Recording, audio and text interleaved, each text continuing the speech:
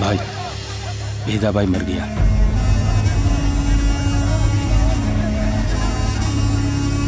कल से बंबई मेरा है।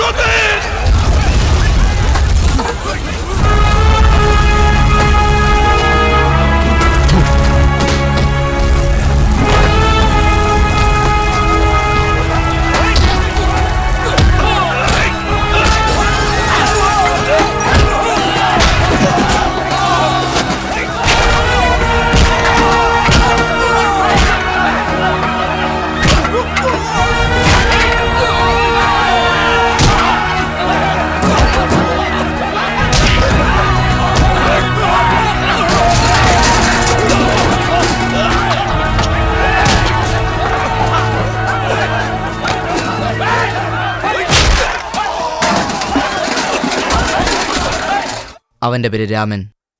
സ്വന്തം നാട് തിരുവമ്പാടി. ജീവിക്കാൻ വേണ്ടി മുംബൈയിലെത്തിയിരിക്കുകയാണ്. ഹാർബറിൽ കൂലിവേല ചെയ്യുന്നു.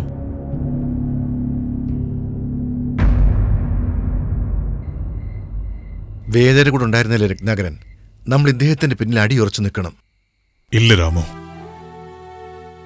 വേദ മുതലാളി പോയത് പിന്നെ എന്റേതായി ഒന്നുമില്ല. ഒന്നുകൂടെ ആലോചിച്ച് തീരുമാനിച്ചാ?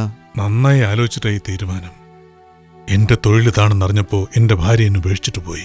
എന്റെ മോനെയും എനിക്ക് നഷ്ടപ്പെടാൻ പാടില്ല. ഇനി എല്ലാം ഉപേക്ഷിച്ച് ഇവിടെ നിന്ന് ഞാൻ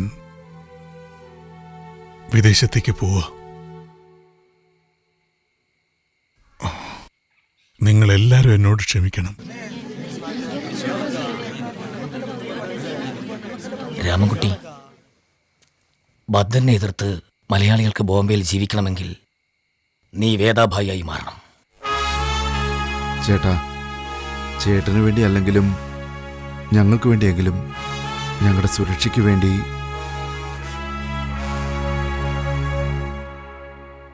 വേണ്ടെന്നേ. നമുക്ക് ചെന്നൈയിലേക്ക് പുറപ്പെട്ടാലോ? വിശ്വനെ കുറിച്ച് ഓർത്താണ് ഭയപ്പെടുന്നത്.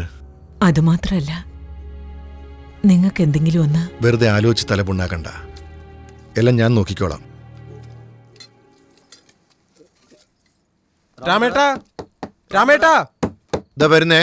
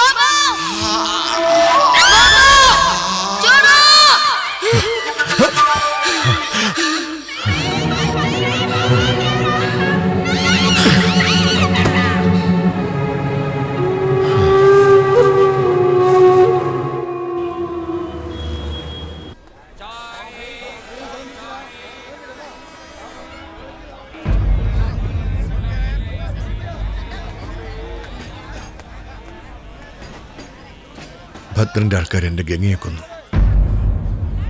ഞാൻ ഭദ്രനെയും കൊന്നു. ഒരു പ്രാവശ്യം അവസരം ഒത്തുകിട്ടിയ ഒന്നുകിൽ രക്ഷിക്കും, അല്ലെങ്കിൽ തകർക്കും. മറ്റൊന്നും സംഭവിക്കില്ല. ഇപ്പം എനിക്ക് ആകെയുള്ള ഒരേ ഒരു സ്വന്തം എൻ്റെ മകൻ മാത്രം. ഞാൻ ചെയ്യുന്ന പ്രവൃത്തികളൊന്നും അവൻ്റെ ഭാവിയെ ബാധിക്കാൻ പാടില്ല. വിശ്വനെ നീ കൂടെ കൊണ്ടുവയ്ക്കോ. അവൻ്റെ ജീവിതമെങ്കിലും നന്നായിരിക്കട്ടെ.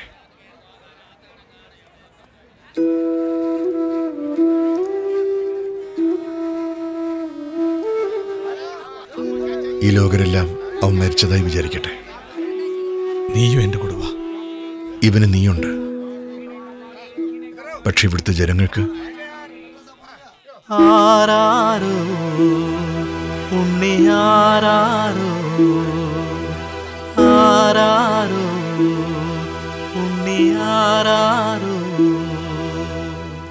തങ്കമേ തങ്കമകനെ അച്ഛൻ്റെ പൊന്മകനെ എങ്ങു നീ പോയാലും നെഞ്ചിലോ നിൻമുഖമേ പിരിയാൻ വിതുമ്പും മനസ്സിൽ പുകയല്ലേ ഒരു നാൾ നീ എന്നെ അറിയും പൊന്മകനെ ഒരു നാൾ നീ എന്നെ അറിയും പൊന്മകനെ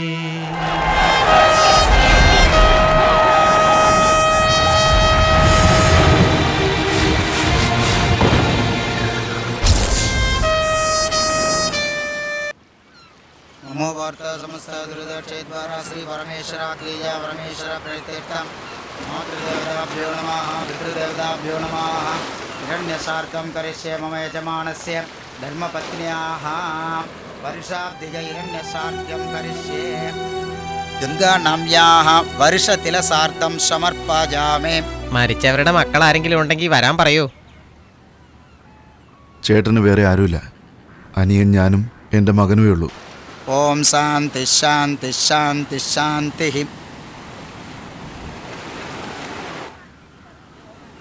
രാമു, നിങ്ങളെ കാണാൻ വക്കീൽ രാധാകൃഷ്ണൻ വന്നിരിക്കുന്നു. ചേട്ടനോട് ഞാൻ പറഞ്ഞു നമസ്കാരം, നീ വേഗം പോയിട്ട് വാ.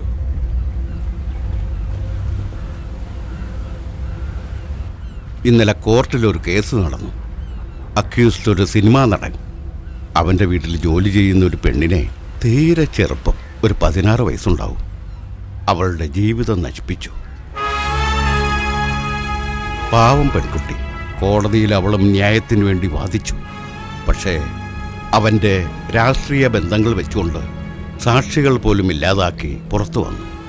തെറ്റാണെന്നറിഞ്ഞിട്ടും മനസാക്ഷിക്ക് വിരോധമായി അവൻ നിരപരാധിയാണെന്ന് പറഞ്ഞ് കോടതി വെറുതെ വിട്ടു. ഇതിനെന്താണ് വേണ്ടതെന്ന് അങ്ങാണ് തീരുമാനിക്കേണ്ടത്.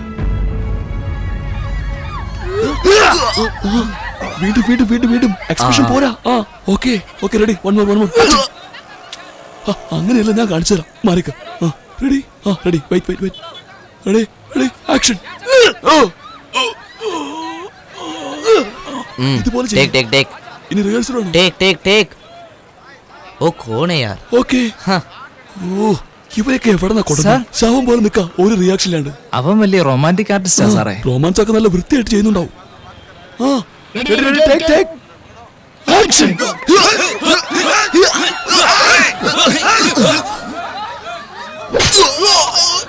Super super.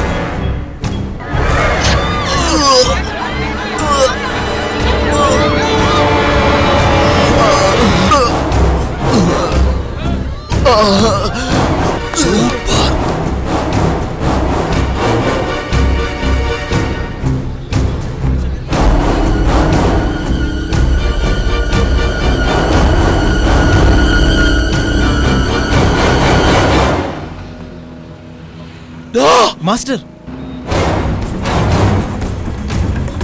അവർ രാമുന്റെ ആൾക്കാര്. വേണ്ട,